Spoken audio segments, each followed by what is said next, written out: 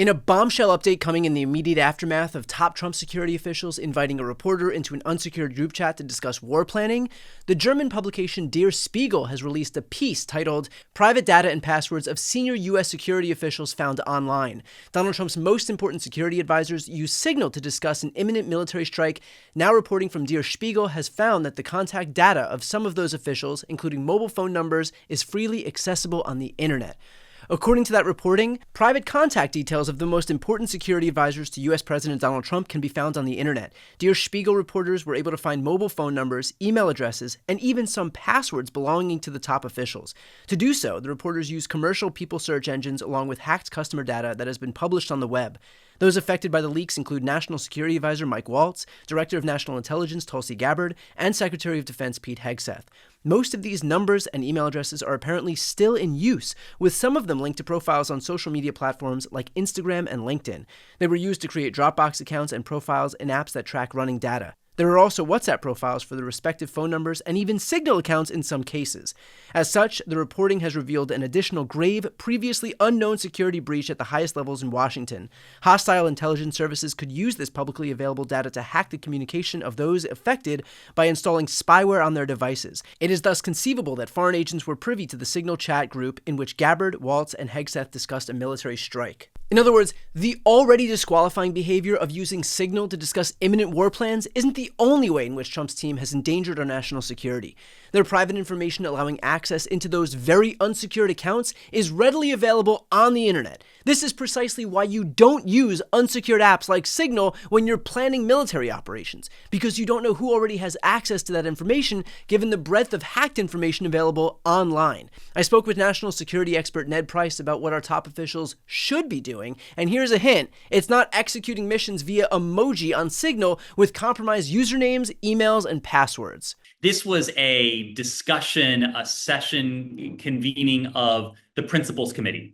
And the Principals Committee is, just as it sounds, the principal from every relevant department and agency across our national security apparatus, meaning the Secretary of State, Secretary of Defense, National Security Advisor, CIA Director, on down, where the most complex, consequential, controversial, and yes, sensitive issues are discussed, adjudicated, and ultimately decided. Now, in every administration in which I've worked, in every administration over the past 60 plus years, those discussions have taken place in one place, and that's the White House Situation Room for very good reason, because these are held at a top secret level. If people aren't able to be there in person, let's say the Secretary of State is traveling around the world, perfectly understandable and in fact encouraged. That person has a team that goes ahead and they set up a top secret tent in the Secretary's hotel room, and the Secretary can beam in into the Situation Room on that top secret basis. The fact that this group thought that Signal, a commercial application, was an appropriate substitute, it's really just staggering. There is no other way to describe it. Signal and its brethren have been the subject of nation states that have attempted to hack them, and in some cases have hacked them, but also private sector entities that have similar capabilities. And when you think about this collection of people, the Vice President of the United States, the CIA Director, the Secretary of State, there is no more valuable set of intelligence targets than the individuals who were in this single Signal chat room. So you can imagine if an intelligence service stumbled upon this chat room, they would consider it to be a gold mine. But you also raise what we don't know. And that is, to me, what is just as worrisome. Was this the tip of the iceberg? Were there multiple Signal PCs convened? Was there a Signal chat on Iran, on Russia, on China? Where did this start and where does it end?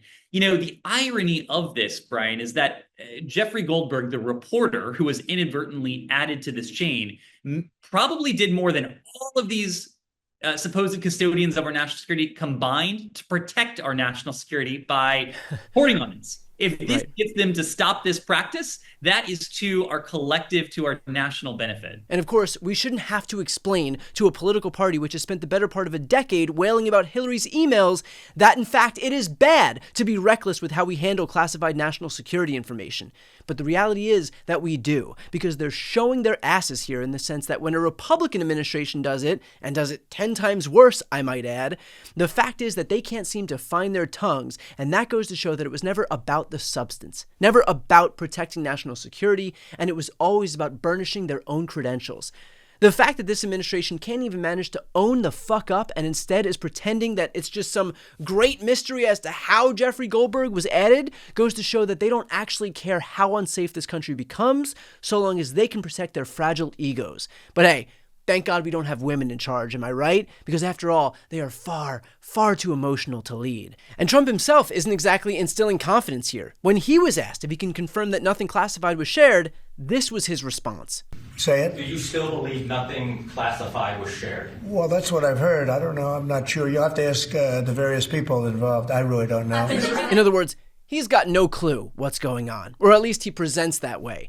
We've got children doing war via Signal, and the guy who's supposed to be in charge of the country hasn't got a fucking clue what's happening in his own White House.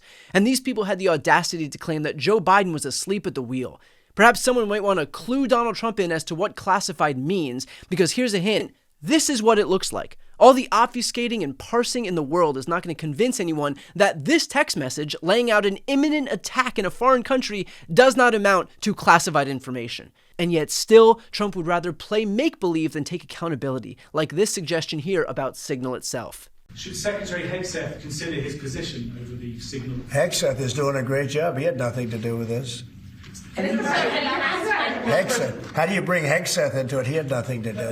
Look, it's all a witch hunt. Here we are talking about some of the greatest business deals ever made. The greatest companies in the world are moving into the United States, and you want to ask about whether or not Signal works. I don't know that Signal works. I think Signal could be defective, to be honest with you. And I think that's what we have to, because you use Signal, and we use Signal, and everybody uses Signal, but it could be a defective platform, and we're going to have to find that out. That Signal must be defective. Right. That must be it. It's Signal's fault for committing the crime of allowing a journalist who Mike Waltz added to the chat to be in the chat. Yeah, no, it makes total sense. All of which should show you that these are people who are more focused on protecting themselves and their egos than our national security. If Trump and his team can't acknowledge this very obvious screw-up, then how can we expect them to take steps to prevent it from happening again in the future? They refuse to even acknowledge that they did anything wrong. It's one thing to be incompetent, and these people are clearly incompetent, but it is entirely another thing to refuse to get better because you've already decided that you're perfect. This is the fundamental weakness of this White House. And let's be crystal clear, if you and I can see it, you know damn well our enemies can too. For all this talk about how tough Trump is, the reality is that we have never been less safe than since he and his band of clowns have been in office. Before you go, first, if you enjoyed this content and you want to see more and support independent media, please subscribe to this channel. The subscribe button will be right here on the screen. But second, the reality is that we're now in a political environment where this administration can lean on any of the social media platforms to suppress certain voices if they don't like critical coverage. That means my longevity here is in the hands of a few tech billionaires who are already making it clear that they're willing to cater to this White House. To that end, signing up for my newsletter is a great way for me to be able to reach you directly if that ever becomes necessary. I'll put the link on the screen as well, so please sign up. It's completely free, but there's also an option to do a paid subscription if you'd like to support my work. I really appreciate it. Thanks so much for watching.